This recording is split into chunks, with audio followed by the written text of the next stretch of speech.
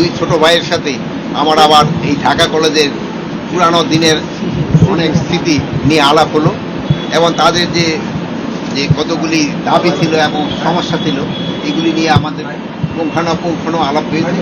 বিশ্ববিদ্যালয় গঠন করার আরেকটা বিষয় বা আপনারা সরকারিভাবে কি উদ্যোগ নেবেন একটু যদি বলেন।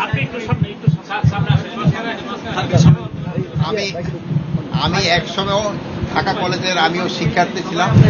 আজকে আমার দুই ছোট ভাইয়ের সাথে আমার আবার এই ঢাকা কলেজের পুরানো দিনের অনেক স্মৃতি নিয়ে আলাপ হলো এবং তাদের যে যে কতগুলি দাবি ছিল এবং সমস্যা ছিল এগুলি নিয়ে আমাদের পুঙ্খানুপুঙ্খানু আলাপ হয়েছে।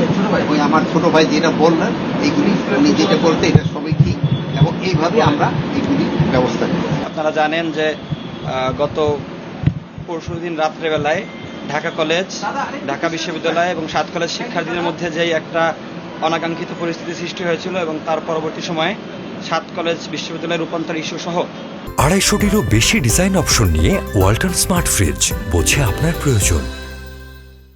বিভিন্ন ইস্যু নিয়ে শিক্ষার্থীদের গতকালকে সকালবেলা একটা সংবাদ সম্মেলন হয়েছিল এবং সেখানে আমাদের 6 দফা দাবি উপস্থাপন করা হয়েছিল।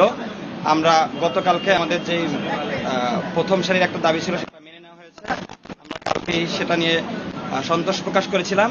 আমাদের বাকি যেই 5 দফা দাবি ছিল সেটা মেনে নেওয়ার জন্য আমরা নতুন করে গতকালকে রাতের বেলায় সন্ধ্যার সময় আমরা 24 ঘন্টার আলটিমেটাম দিয়েছিলাম, কিন্তু আমাদের এই সরকারের পক্ষ থেকে আমাদের সাথে যোগাযোগ করা হয়েছে এবং আলাপ আলোচনার মাধ্যমে এই বিষয়টা সমাধান যাতে হয় সেজন্যই মূলত আজকে আমাদেরকে ডাকা হয়েছিল।